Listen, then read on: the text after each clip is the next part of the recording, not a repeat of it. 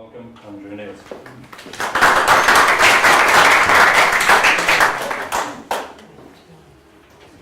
Thank you, everybody. I hope you can hear me.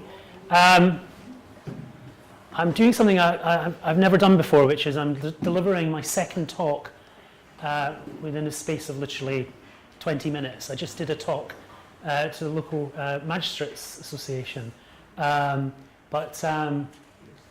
that means that I'm really well rehearsed. So this is a talk on the crisis in our prisons, or actually, as this slide says, the state of the prisons, and I'll explain why I've titled it The State of the Prisons in a second. But I should say something about the Howard League and who we are. So we are an independent charity.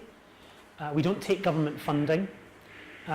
We rely on our members to help support us in our work, and that allows us to be ideally an independent and radical voice on penal affairs, and to be able to criticise the government when we think they're getting things wrong. Because many charities in our sector do have to take government funding in order to do the work that they do in prisons and elsewhere.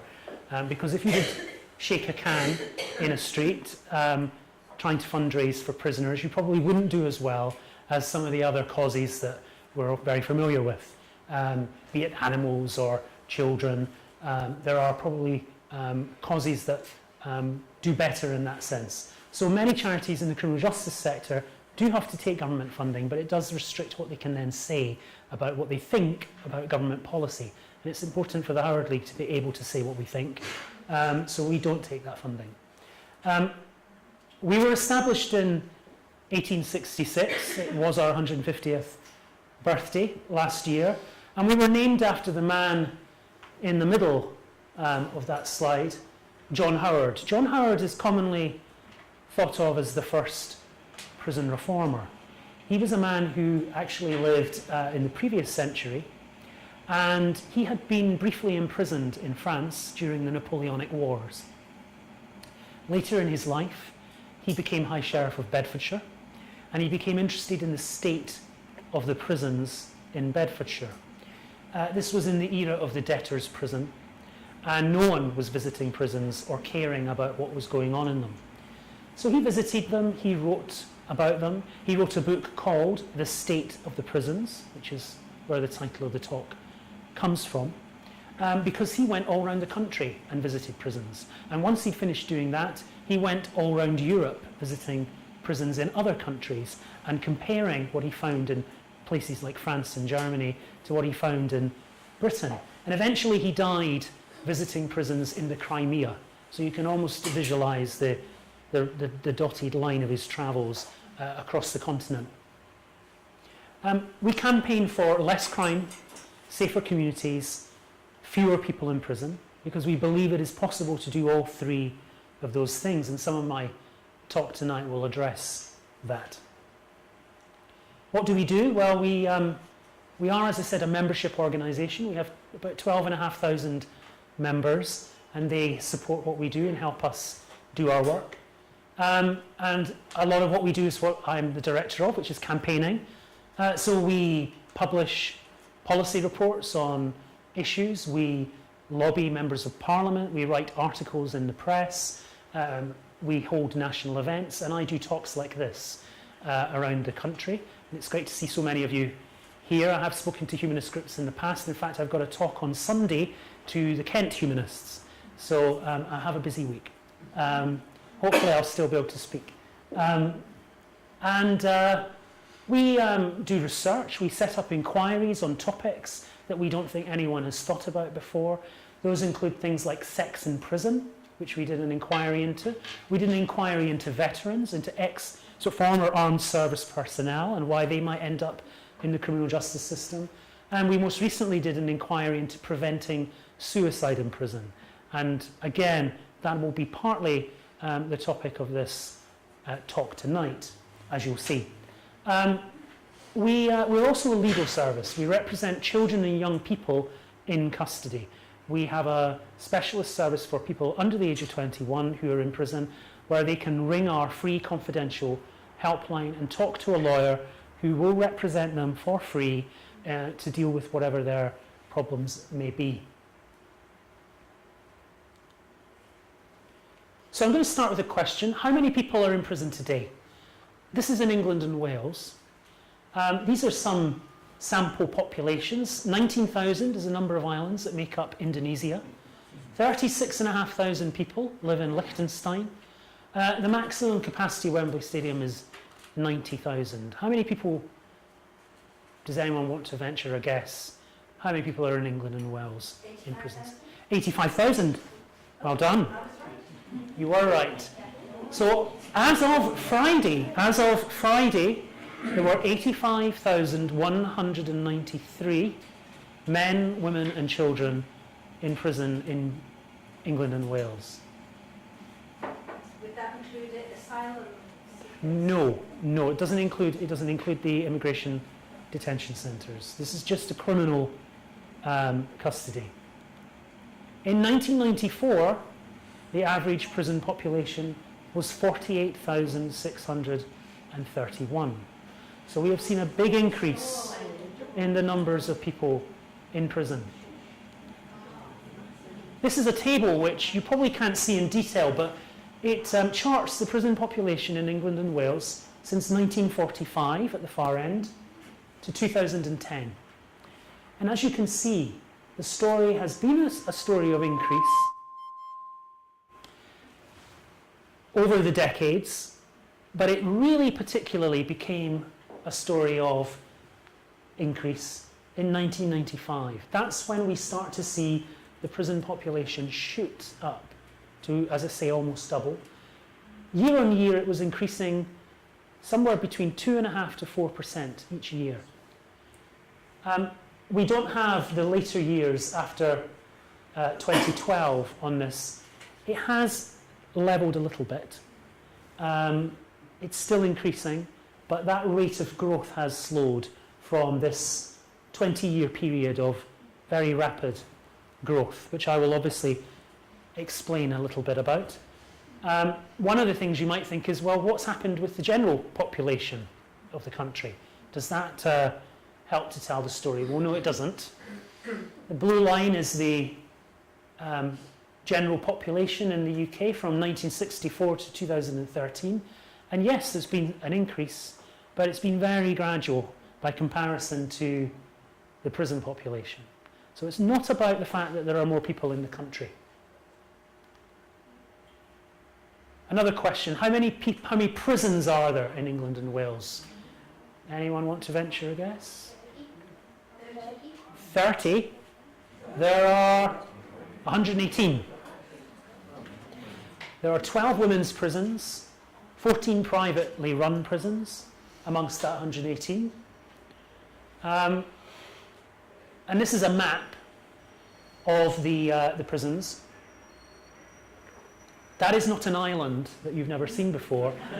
It's the Greater London area, which we've just magnified to point out that there are a large number of large prisons serving the London area, and some of them are iconic names like Pentonville and Wormwood Scrubs.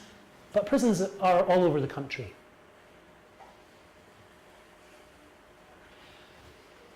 So, I said 85,193 people in prison. Of those, just under 4,000 are women.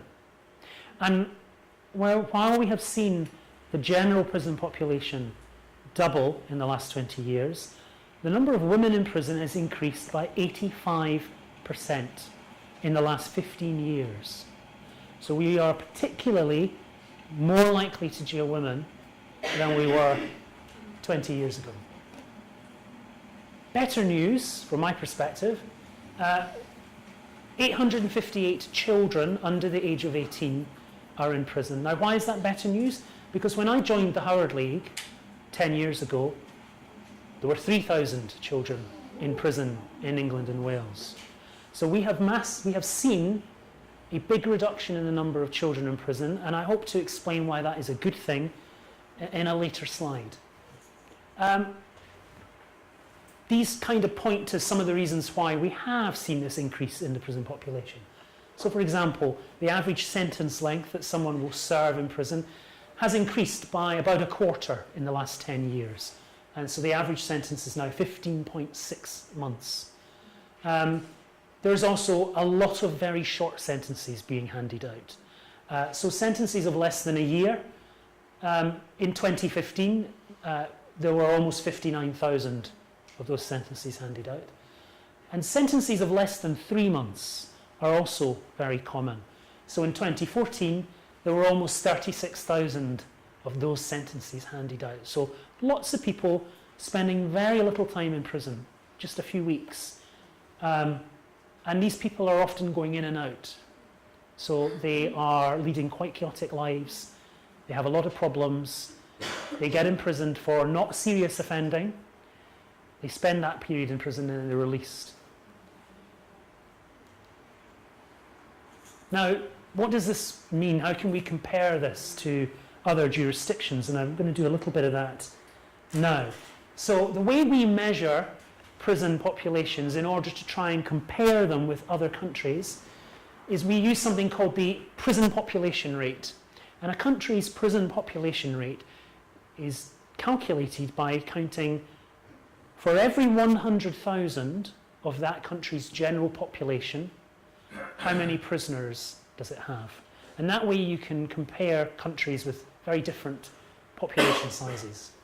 And the English and Welsh prison population rate is 148 prisoners for every 100,000 people in the community. And these are some other jurisdictions. Well, at the top of the list is the Seychelles, with 868 prisoners per 100,000 population. The Seychelles doesn't have 868 prisoners, let alone 100,000 people, I think, probably.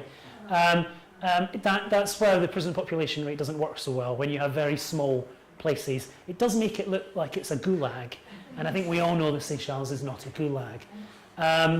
It's a very nice place with beaches. However, the next country on the list is the United States of America, where 707 prisoners per 100,000 of the general population.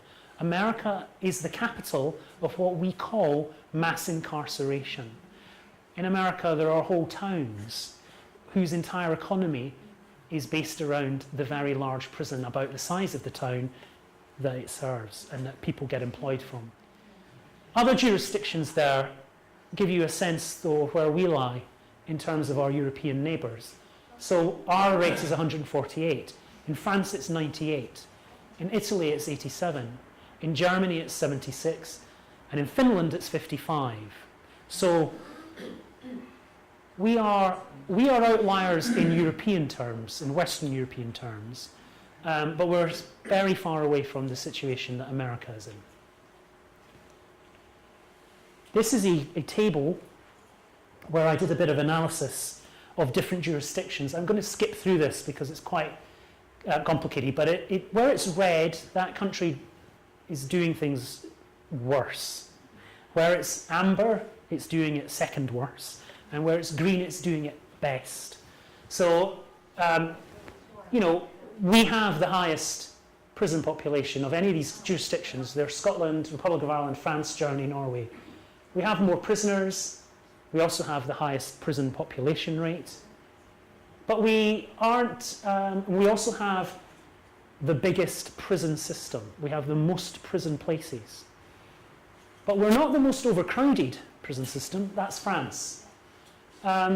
We are not the worst at the use of remand imprisonment. So these are people who are imprisoned who haven't been convicted of a crime.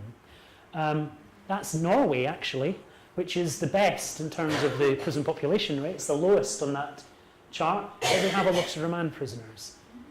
We are not the worst in terms of the imprisonment of women, despite that big increase in the number of women imprisoned that I mentioned. That's actually tied between Germany and Norway.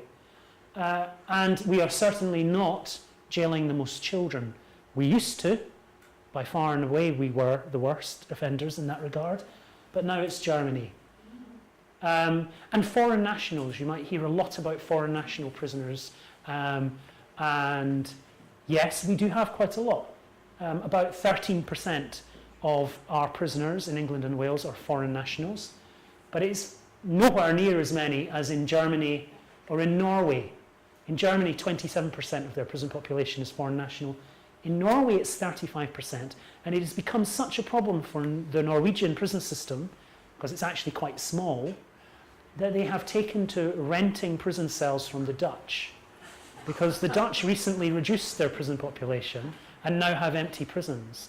And so they're making money out of the Norwegians. And the Norwegians are sending some of their foreign national prisoners to Germany, to Holland. So just to re-emphasise that we are an outlier in Western European terms. That's England and Wales in our prison population rate compared to the main 9 Western European countries. And then Finland is another example, just shows you kind of the opposite of what we do. What is also true is in the same period that our prison population has increased, so crime has fallen. Recorded crime has fallen. And it is often said that the two things are linked. Well, it's more complicated than that. This is, again, a table which tracks recorded crime per 100,000 of the population, just in the same way as I've been talking about how many prisoners you might have per 100,000 of your population. This is recorded crime in England and Wales. That's the dotted line. The red line is an amalgamation of Denmark, Sweden, and Norway. And then the blue line is Finland. And what you can see from 1960 to 2010 is that broadly everyone has seen an increase in crime historically in the post-war years, but then more recently falls in crime or levelling offs in crime. You can see our big dotted line fall here. However, we still, we still have more crime than the Finnish do. But then when you look at the prison population rates over the same period for these jurisdictions, the pattern is completely different. Experiences have been wildly different. So, yes, England and Wales has increased its prison population dramatically, but the Finnish have gone the absolute opposite way. And Scandinavia has more or less been fairly steadily at the bottom of the chart. So it's hard to draw that correlation. And indeed, the government has done some work on this, and it has found that, of course, imprisoning more people can have an impact on crime, but there are other things which matter too. A big proportion of crime falling is to do with improvements to home security. The fact it's harder to burgle cars and drive away with them than it was before. The fact that there has been a fall in the black market value of electronic goods. It's hard, in other words, to get the huge flat screen TV out of somebody's house. Even if you do, you won't sell it for very much. These things have had a big impact on acquisitive crime, which is the kind of high volume crime that has reduced in recent years. Who is in prison? I'm going to do something that I don't actually think is a good thing to do, which is I'm going to talk about us and them. And us is people who are in the community, and them is prisoners. I think there's a bit too much us and them in public debate. But for the purposes of running through this slide quickly, it's probably easier if I just say us and them. So 2% of us are taken into care, will have been taken into care. 27% of them will have been taken into care. 2% of the general population will have been excluded from school. Half of the men and a third of the women in prison have been excluded from school. 15% of us have no educational qualifications. 52% of the men and 71% of the women in prison have no educational qualifications. Just under 1% of us will experience homelessness. 32% of them experience homelessness, and of course many of them will experience homelessness when they are released from prison. 5% of us are unemployed. 2/3 of them will have been unemployed before they go to prison, and almost all of them will be released to unemployment. 5% of males in the community and 2% of women in the community suffer from 2 or more mental illnesses. 72% of the men and 70% of the women in prison suffer from 2 or more mental illnesses. 13% of the men in the community, 8% of women will be using drugs. 66% of men and 55% of women will have used drugs before going into prison, and many of them will be using drugs in prison. In fact, many of them will be using drugs for the first time in the prison system. Why did I say that it was a very good thing that we had less children in prison? Well, this, I think, explains it, and it also perhaps explains why we have a dedicated legal service for young people in custody, because they're very vulnerable. 7 in 10 will have been involved with or in the care of social services. 6 in 7 have been excluded from school. 2 in 5 have been homeless. 1 in 4 of the boys in prison have suffered violence at home. I think this is the most shocking statistic. 1 in 3 of the girls in prison, 1 in 3, and 1 in 20 of the boys in prison will have histories of sexual abuse. None of these are issues that can be dealt with by prisons. So the fact that we have seen the number of children in custody drop by 2/3 is a good thing, I would argue. What are people in prison for? Well, this is a table that goes through the main offending categories that the courts see, and unsurprisingly, I think, the biggest category that people go to prison for is violence against the person, followed by sexual offending. But last year, 82% of women and 65% of men were sentenced to prison convicted of non-violent crime. And it's particularly interesting to see the big gender disparity there. That proportionally many more women are imprisoned for non-violent offences than men. In fact, 1 in 5 women entering prison are imprisoned for fine default. The prison system is also overcrowded. In other words, the prisons are holding more people than they were designed to hold. 3 in 4 of the male prisons in England and Wales are holding more people than they were designed for. It's not really a problem in the women's prisons or in the child prisons, but for adult males, it's a big problem. Now, I did say in recent years we've seen a slight levelling off of the increase in the prison population. It's not been as rapid. Between 2013 and 2015, the prison population rose by just over 600 people. But at the same time, the number of prison places was cut by 3,500.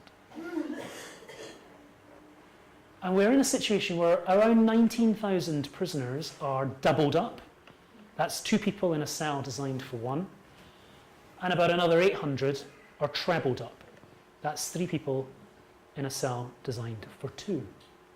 What does this mean? Well, it means 2 prisoners, typically, sharing a cell which is about 6 foot by 10 foot. It's got very little ventilation.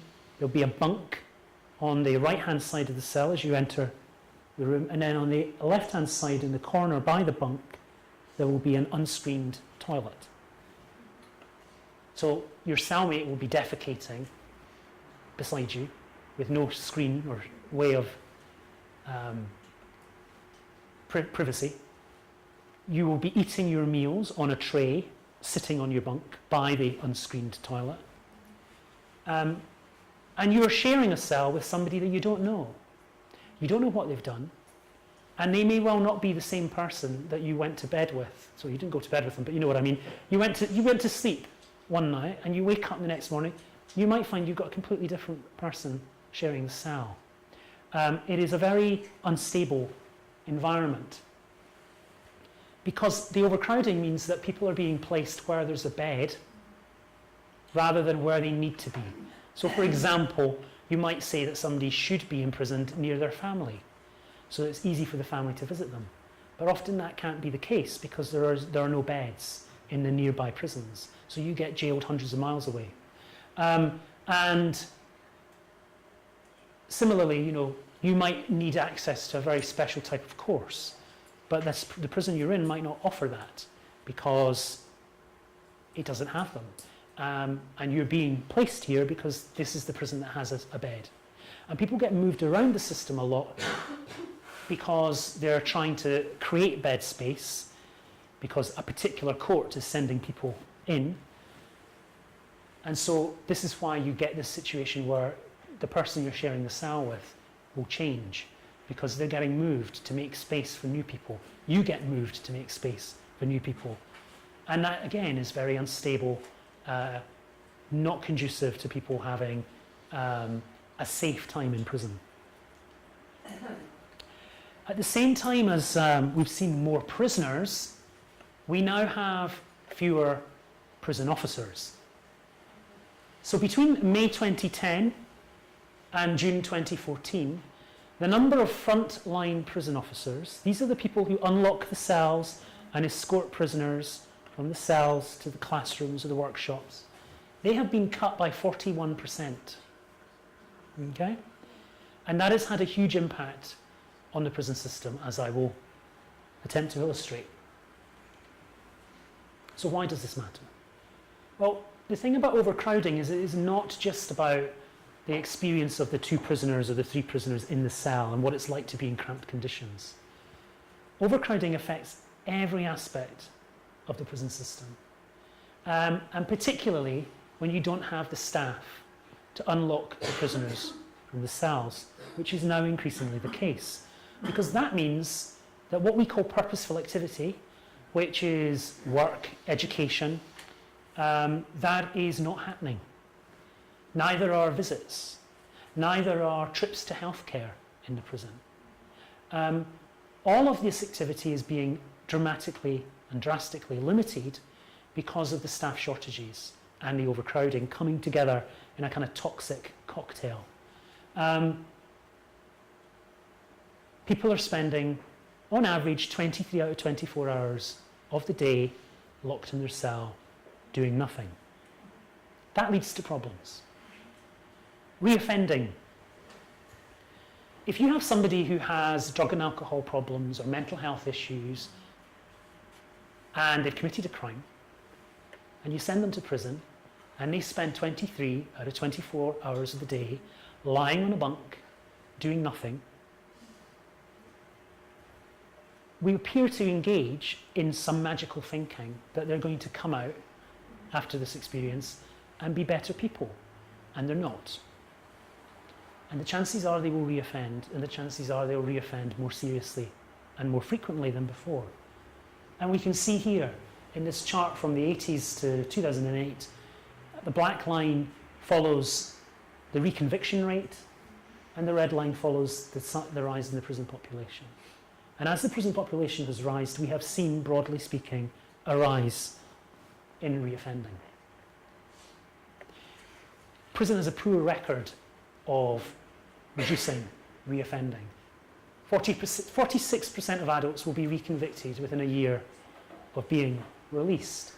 And for those serving sentences of less than a year, there's people on short sentences, that increases to 59%. So almost 2/3 of people who commit minor crimes who are sent to prison go on to reoffend. And children, another good reason why we have reduced the numbers is because the reoffending rate for children leaving custody is very high. 2/3 of children, because of all those problems and issues that they face, reoffend within a year of release.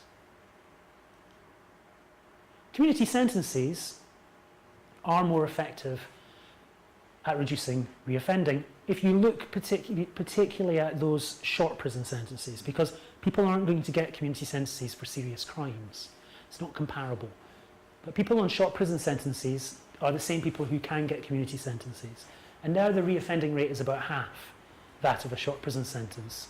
And it actually costs a lot less as well, because a community sentence is attempting to actually try and tackle the reasons why someone offends. And all the money that is being spent on the sentence is not being spent on walls and bars and the prison, but is being spent on things like mental health treatment, drug treatment, unpaid work in the community.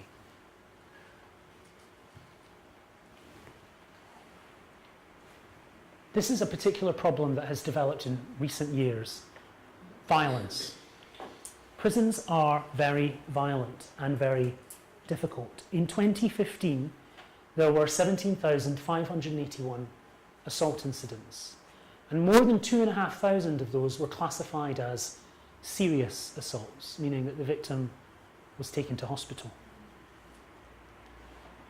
It's not just about prisoners attacking each other, it's also about prisoners attacking themselves, self-harm. This is prisoners cutting themselves or attempting to ligature.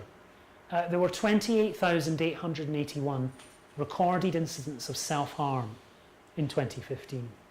The rate of self-harm by male prisoners has doubled in the last 10 years. Women make up only 5% of the prison population, but they account for a quarter of the self-harm incidents.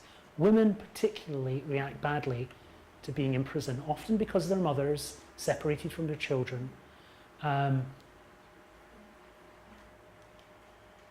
Suicide and homicide. Well, this is where it's really very clear how serious things are. And I mentioned that we are doing some work on how to prevent prison suicide. Well, the reason being is that in 2016, there were more suicides than in any other year on record. The records began in the early 70s. And we were aware of 112 deaths of suicide in 2016. Now, the previous highest year was 2004, when there were 96. So it's not just that it's increased, it is really the worst we've ever seen. Just about every 3 days, someone was taking their own life in prison. And murder has also been record-breaking. In 2015, there were 8 people murdered in prison, which was the highest, again, that we'd ever seen since those records began in the early 70s. Life inside is dangerous for the staff as well, particularly now there are less of them. So in 2015, there were 4,156 assaults on prison staff, of which just under 600 were classed as serious, requiring hospitalisation. These are just the assaults we know about, bearing in mind the recorded assaults. We'll know about all the staff assaults, but the prisoner assaults I mentioned earlier, that is probably not reflective of how many incidents of violence are really going on in prison behind those cell doors when staff are not aware of things happening. Serious assaults on staff rose by 32% in 2014, to the highest number since recording practices for those assaults began, which was in 2003, more recently. Every quarter, statistics are published on safety in custody, covering assaults, self-harm, violence, deaths. And across those categories, at the moment, the increases are within the region of 20 to 30% on the previous year, every quarter. So it is a rapidly worsening situation. This is Dartmoor Prison, and I'm just going to read very quickly a couple of extracts from inspection reports to give you a flavour of what's happened. The prison was not safe enough. Too many prisoners felt unsafe and levels of victimisation were high. Sloppy processes meant the prison was not actively sighted on the true levels of violence. There was little support for victims, who were often moved to the vulnerable prisoners wing. The vulnerable prisoners wing is the wing where generally sex offenders are. So people who were being attacked were being moved to the sex offender wing because it was considered a safer place. Vulnerable prisoners, however, felt even less safe than the population as a whole. Doncaster, levels of violence in the prison were high, with up to 4 times more incidents recorded than typically seen in similar establishments. Some of these incidents were also very serious. Support for victims was minimal, and intervention to reduce violence weak. Swaleside, some prisoners had been slashed with weapons. We found prisoners scattered throughout the prison who were frightened to come out of their cells. That is a particular developing problem in the prison estate, where we see very vulnerable prisoners who are unwilling, they can get out of their cells, but they're unwilling to leave their cells because they are fearful of being bullied and assaulted when they get out there. Now, we've been here before.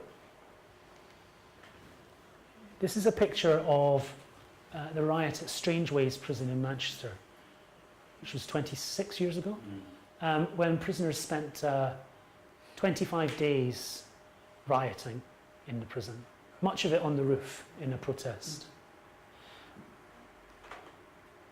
As a result of that, a report was commissioned by the government by a senior judge called Lord Wolfe, and last year he reflected on what had happened 25 years on from the riot. And some of these are headlines from that, because what he said was that things are worse now than they were then. There are things that are better now than then, but I fear we've allowed ourselves to go back. And we're back where we were at the time of Strangeways. For a time after the riots, things were much better and numbers were going down. But unfortunately, prisoners are again being kept in conditions that we should not tolerate. Towards the end of last year, we began to see the implications of leaving Wolfe's warnings unheeded break out into, I think, the public consciousness in a way that they perhaps hadn't been before, through a number of media stories that all took place in the autumn, the run from autumn to Christmas. And here are some of those headlines. 2 prisoners escaped from Pentonville after cutting cell bars and leaving mannequins in their beds. Now, I can't actually stress how unusual this was, because one of the things that the prison system got very good at was stopping escapes. Some of you might recall Michael Howard on the Newsnight programme being asked many, many times a question and not answering it by Jeremy Paxman. It made Paxman's career. That was about the problem that the prison system used to have with prisoners escaping from closed conditions. And they had almost eradicated that as a problem. And so for the first time we saw it happen. And it's not the first time, there was actually another escape just before it. This was really quite unprecedented, particularly as to escape they used wire cutters, which are like electrical saws. So in order for them to do that, it wasn't like it was a quiet, surreptitious escape. Record number of prison suicides in England and Wales, as I said. Bedford jail prisoners riot over lockdowns caused by staff shortages. Mass strike by prison officers, see 10,000 walk out today as union plans strike over health and safety conditions. Now the interesting thing there is that the Prison Officers Association, the union, they are by law not allowed to strike. And yet they tried to until the courts ordered them back in. And they're finding other ways of striking. So what they do is they hold branch meetings outside the prison gates, and while that meeting's going on, that's effectively a strike. And then this happened. These are images from a major disturbance that took place just before Christmas at Birmingham Prison. The recently privatised Birmingham Prison. It's run by G4S. Prisoners took over the one wing and then eventually the jail as a whole. That picture is not riot police or riot prison officers. That's prisoners who'd broken into the equipment stores and donned the riot gear and taken selfies and posted them on the internet. The riot was quelled in the end by riot prison officers geared up in body armour with plastic shields and things, bust in from prisons all around the country. But there are, as you can see, police officers there, riot police as well.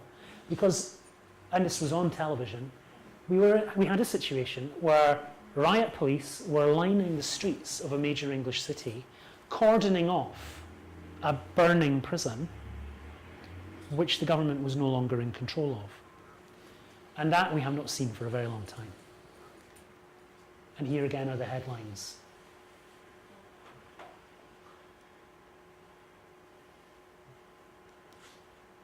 Now, the close of my presentation reflects on where we are politically. And it's changed a lot in the last couple of years. I have to revise this a lot because one of the problems with prisons is that there's been a huge amount of political change in recent years. We haven't had any stable political leadership since the 2015 general election. So this slide used to be a picture of Michael Gove, who was the Justice Secretary, looking very hopeful and standing in front of one of our banners because Gove came in and actually started to say some of the right things.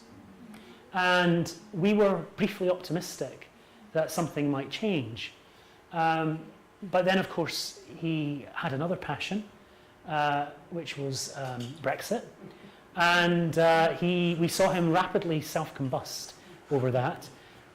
It's fair to say the period of Michael Gove being Justice Secretary was a bit like a stage magician, where it was all great flourish and pizzazz.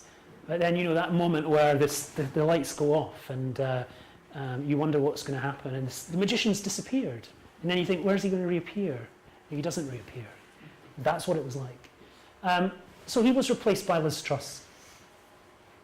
And Liz Truss has said that she wants to make prisons places of safety and reform. Some of the things that she was committing to do included spending additional money on recruiting new staff to solve the problem that they created in the first place by cutting the staff. The problem there is that at the moment, the Ministry of Justice doesn't just have a recruitment problem, it has a retention problem. Perhaps unsurprisingly, people don't want to work in prisons. And so they are losing staff as quickly as they gain them. And it's a particular problem in the South East. So I was speaking to someone earlier who is involved with Durham Prison, and actually Durham Prison, they are recruiting staff successfully. But in the South East, the job market there makes it difficult. So for example, you can earn more as a baggage handler at Heathrow than you can earn in a London prison as a starting level prison officer. So they have a problem. But of course we don't have Liz Truss now because we have a general election. And the talk at the moment in Westminster is that we won't have Liz Truss after the election, that we'll have somebody new again. So who knows what will happen. One way or the other, although the government has recognised the prisons are not where they should be and that mistakes have been made, they are viewing this as entirely a problem of supply. And I would argue it's a problem of supply and demand. That, yes, there needs to be the supply of staff and, to some degree, prison places to deal with the problems I've outlined. But you also have to manage demand on the prisons and tackle the fact that we've doubled our prison population. And actually, it's not affordable. But that's the bit that the ministers won't tackle because they see it as politically difficult. They are worried about what the tabloid newspapers will say. And so they never talk about that. They never talk about trying to actually reduce the pressure on the prison system in terms of its population.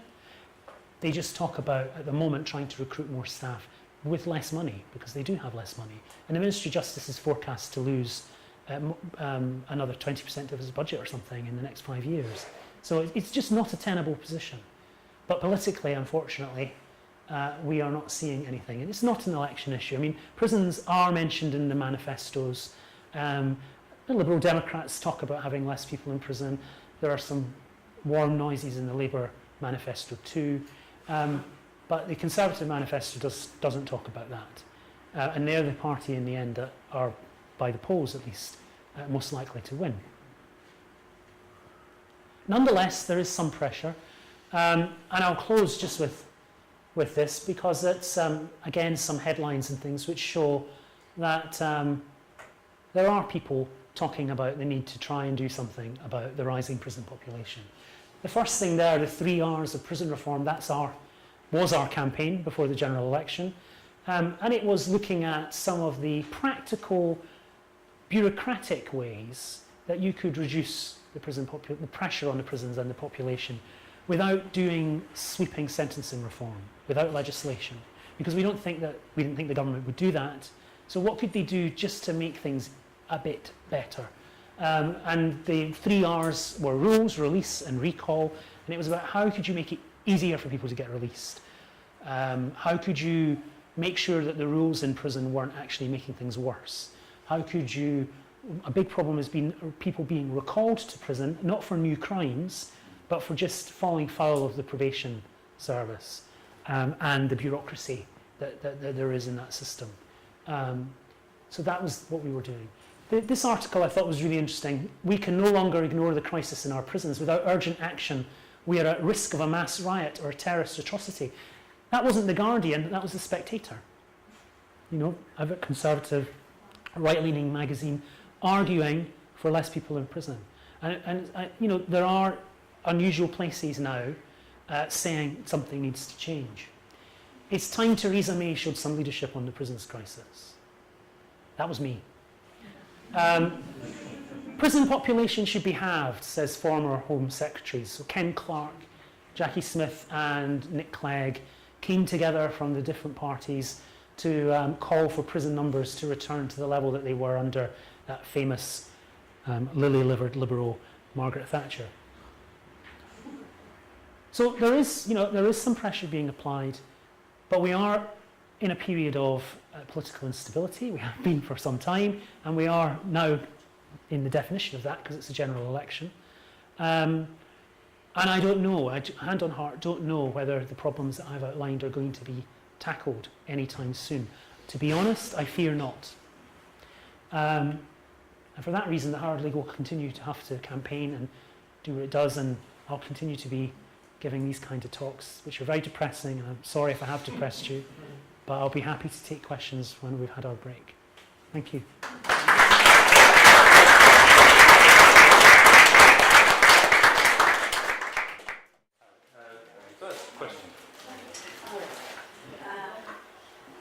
While people are settling down, I'll actually a few short ones. You didn't explain why there was such an increase, I think 43% in the population since 1995, and why there was an 85% increase in women.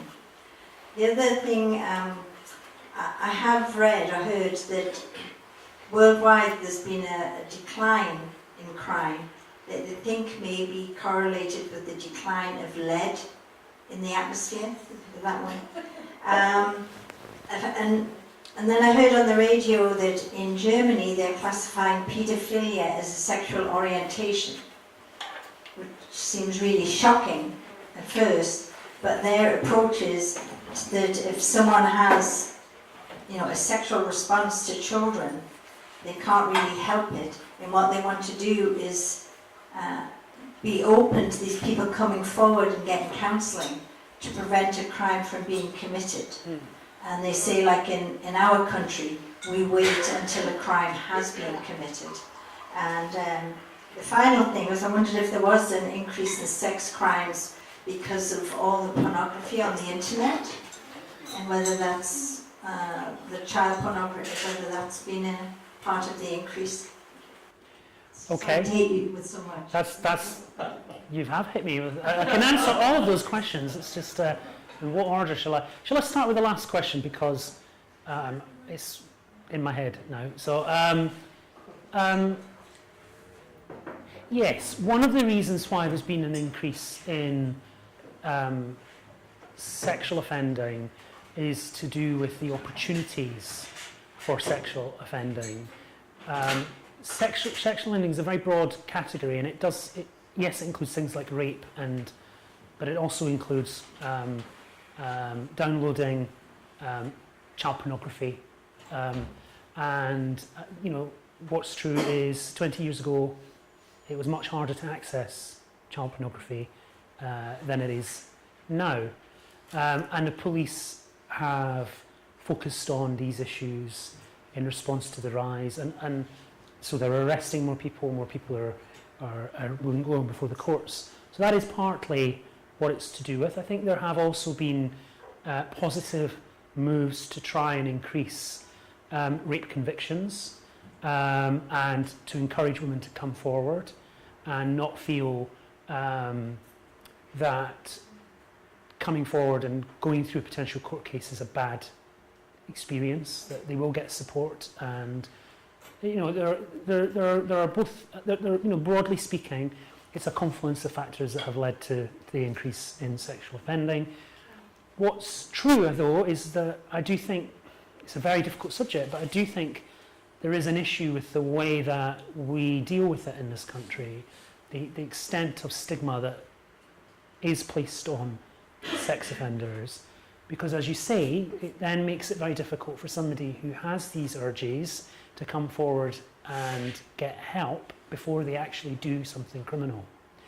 And I don't think we've got the balance right. I think the focus is far too much on what happens, how do you punish afterwards, rather than how do you prevent it happening in the first place.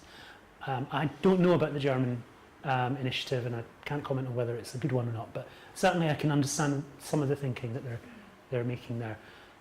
You then asked about lead. I have heard about that, and I've read a bit about it. It is one theory with some evidence insofar as clearly lead levels have declined and crime has declined, but I mentioned some other theories which also you can see why they would have an impact. It's hard to tell. But it's a worldwide phenomenon. Yeah, but similarly, so is the decline in black market value of black market goods. So is the increase in car security. It is. But it would be interesting if it was true. Because again, our system is entirely geared around human agency and the idea of people as irrational actors who weigh up the consequences of what they do. And so if they commit a crime, that's why they must be punished. Well, if it was the case that in fact some criminal activity was because people were lead poisoned, then that starts to eat away further at this idea of people being rational actors. But some of the things I already mentioned in terms of mental health and alcohol problems and all those issues, similarly, are reasons behind offending. Most people don't commit, most crime isn't of the Italian Job style kind of cooked up plot or Agatha Christie. Most crime is spur of the moment. Most crime is committed by people living very chaotic lives with a lot of problems, and they don't necessarily wake up that morning thinking they're going to commit a crime. It doesn't mean we shouldn't absolve them of any responsibility, but it is important to bear in mind. The rise in the prison population. So I did skip that, and sometimes I've done this talk and I've focused on the why the rise happened, and sometimes I don't. And in recent years, I've moved away from talking about it because of the state of the prisons, and things are so bad that I kind of feel the need to focus on that instead. But I can give you a couple of examples. So to start with, a political decision was made in this country to lock more people up. And that decision was made in the mid-1990s by the then Home Secretary, Michael Howard. Michael Howard made a speech where he said, prison works. And ever since then, the numbers started to rise. His shadow, Home Secretary at the time, was a young man called Tony Blair. And Tony Blair had been in America when George Bush Sr. won the election against Michael Dukakis. And that election had been partly won on the issue of crime and partly won on the issue of painting Michael Dukakis as soft on crime, because a man was released when Dukakis was a governor from his state, and he went on to rape and kill somebody. And the Republicans used that to paint Dukakis as soft on crime.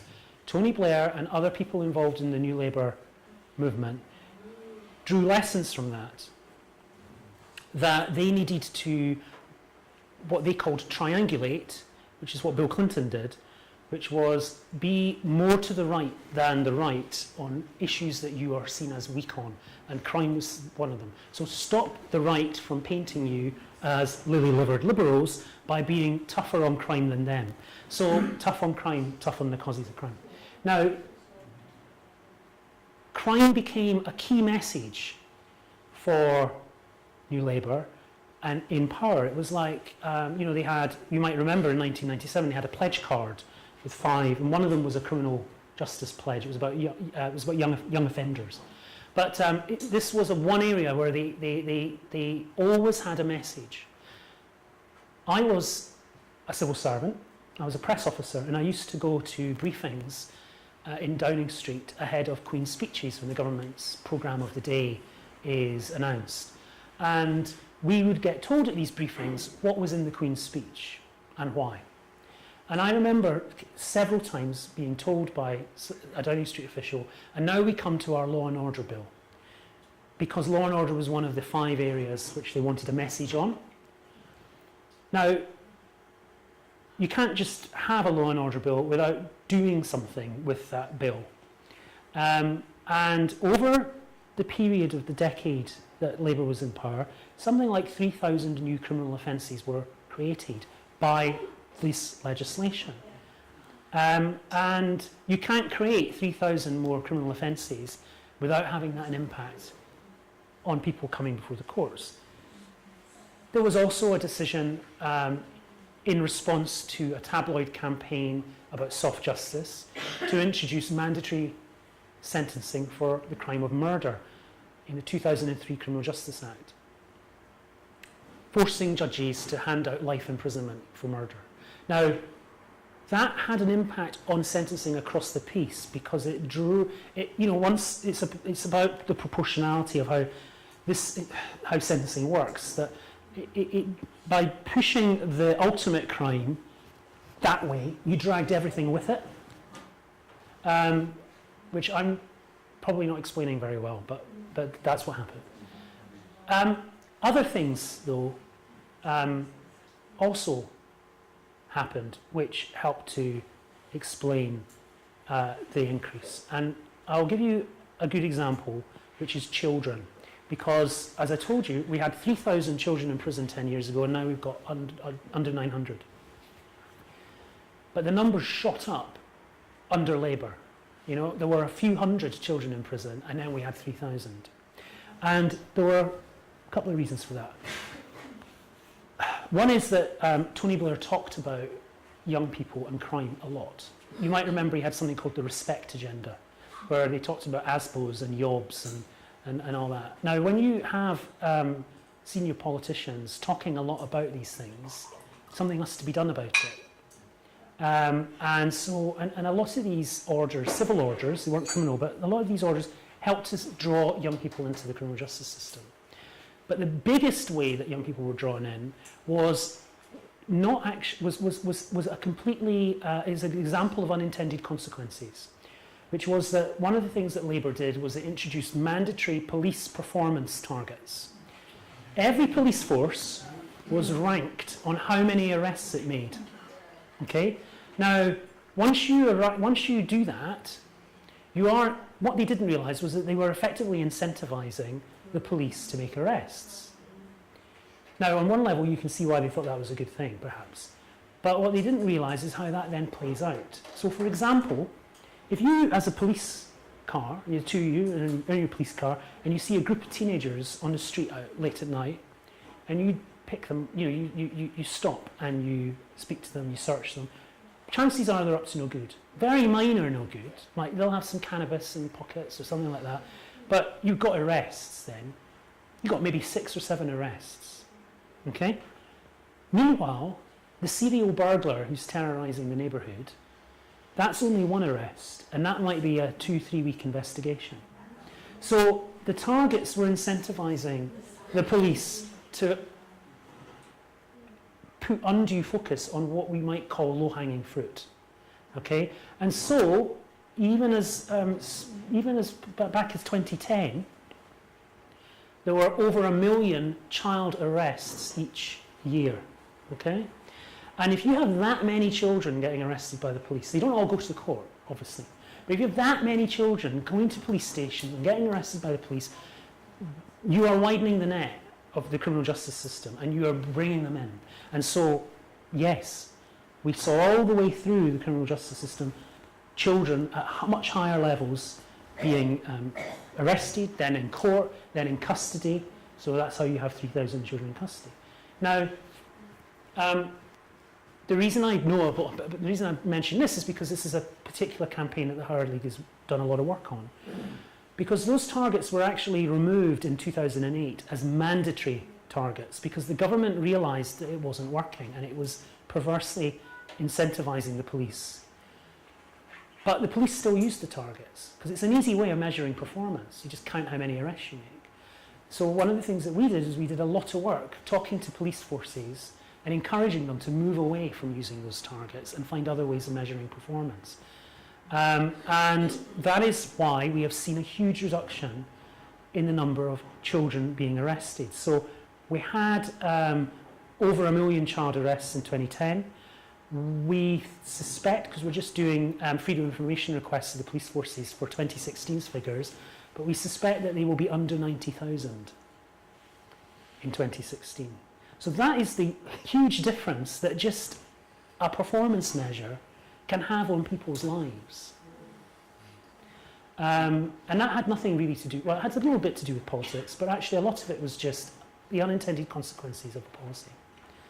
An 85% increase in women? Well, that is the tricky question. So there is no hard evidence for this, but it seems to me that the system is sexist, insofar as it is. How do you explain the fact that a woman is more likely to be sent to prison for a first-time offence than a man? How do you explain the fact that, as I said, that women are proportionally more likely to go to prison for a non-violent offence than a man? I can't prove that other than mentioning these facts. And I just don't. I don't know what else it can be. Who knows? But what is certainly true is that there has been a lot of work in government on. There was a report 10 years ago by a Labour peer called Baroness Corston, after a number of women took their own lives in prison, which recommended that women needed to be dealt with in a different way than men, that there should be a more gender-specific service for women. And some of that report got enacted, and some of it didn't. And a lot of the things that did get enacted have fallen away because of some of the public spending cuts that have hit the system. But one way or another, we don't have a system which really recognises that women are different. They have different needs. They're often the primary carer. And the system isn't very well geared to dealing with them. Any other questions? Lara? Yes. We must speak into the microphone for the benefit of the cameras. What difference do you think it would make if somebody like the Lib Dems were to get into power and they were to do sort of have a legalised, regulated sort of approach to drugs as opposed to it going into the criminal justice system, that it's actually dealt with as a health issue? Yeah. Yeah. Go on. As part of that, I was reading about a GP some, I think it was 15 years ago, had an initiative in the south, I can't remember where, but what he found was that when he'd got patients that were addicted to heroin, that when it was prescribed, that it was then crime rates went down in the area. There were no drug deaths because of it. And that doctor actually had to emigrate to Australia because his initiative wasn't particularly liked, because I think at the time it was more sort of looking at it as a sort of a criminal issue. And just what your thoughts were sort of around that. Yeah. Thank you. So yes, another thing, another reason why globally we've seen prison populations increase in many jurisdictions, but not all, is to do with the war on drugs. America, I mentioned, 706 prisoners per 100,000 of its population. Many of them are in prison because of the war on drugs, and the particularly sledgehammer way that they enacted criminal justice legislation. So, for example, the length of sentence being decided on the weight of the drugs that you're found with, had a disproportionate effect on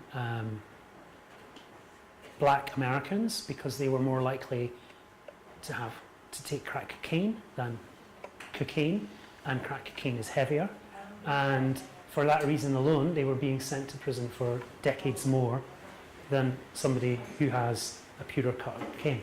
So there is some evidence of that. Would it affect the prison population here? I'm not sure. I think long term it should, long term, but it wouldn't necessarily affect it massively swiftly. And I think this is an issue that really does need to be dealt with across countries. So personally, I do think it's the right approach to take, and I think it's particularly interesting to see what they're doing in Canada, because I think some of the American states that have legalised cannabis, for example, they've done it in a very haphazard way. The Canadians are really thinking very carefully about how they do it, so that it's a regulated market that then is created rather than just a free-for-all. And if they can do that and then prove good results in a way similar, say, to the Portuguese, then I think that the increasing call for a different approach will be heard. But we'll see.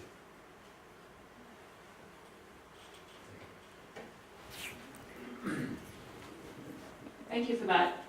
Could you say something, please, about the initiative that's just been started about there's 6 reform prisons and are going to be approaching incarceration differently? And my understanding is, well, maybe the governors have much more control over the sorts of initiatives that are being run in those facilities. Yeah, so this was a Michael Gove initiative. I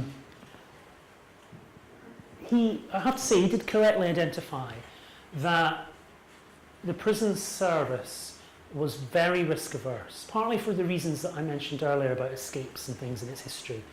And over the years, particularly also because they've been trying to manage an unmanageable situation. I hope I've painted it as an unmanageable situation, because it is. And so what they were doing was they were drawing ever more control to the centre. And governors, who used to have a lot of discretion about when they let prisoners out for the day to go and work in the community, or who they also could go and meet their local council leader and be a figure in the community and talk to the press and all those kind of things, that all went away. Governors were lost a lot of power and responsibility.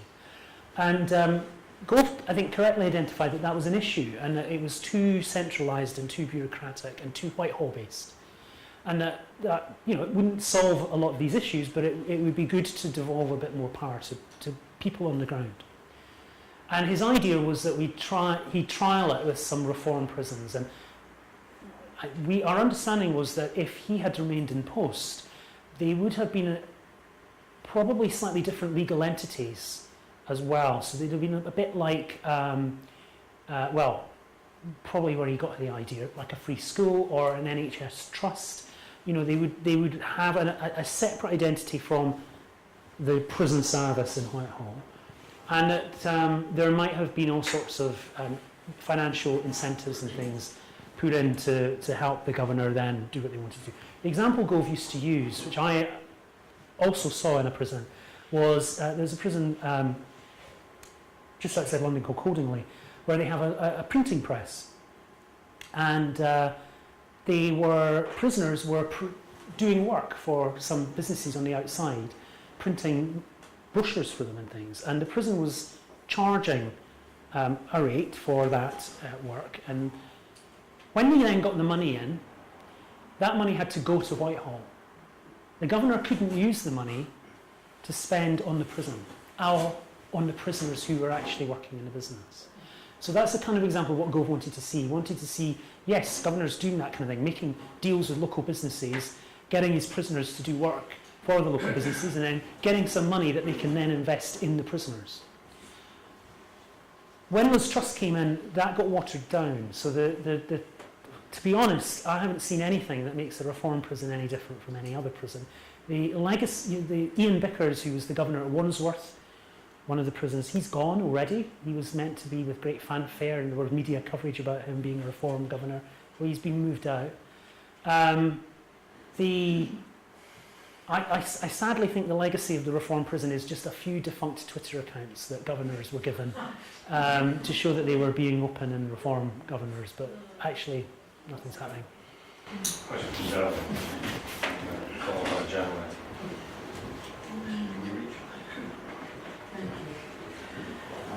Does the Howard League have any particular view on the privatisation of prisons and the sheer morality, if you like, of running a private business under the punishment of fellow citizens? Yes, we do. We have a well-established position in opposition to private prisons, primarily for the reason that you say, in that we do not think that shareholders should be profiting from the punishment of people and the human misery of that. We also have concerns that it's not been the case here because privatisation has been relatively limited, but in America, for example, there is a fairly convincing argument that the widespread use of the private sector has incentivised the growth in their prison population. Simply because if you are a business, you're incentivised to grow. That's how you make profit. Well, the only way you grow if you run prisons is by running more prisons. And the only way you do that is if you can fill them with prisoners. And there have been cases. There was a case in one state of a judge sending children to prison and being paid for it by a company. There was the case of California where Arnold Schwarzenegger, when he was the governor, he wanted to reduce the Californian prison population. And he was defeated in that attempt by an alliance between the companies that ran the prisons and their prison officers' union. Because it turned out that the prison officers' union in California owned shares in the companies that run the prisons. And they spent a lot of money on lobbying against his legislation. So Arnold Schwarzenegger wasn't successful. Question from Jan.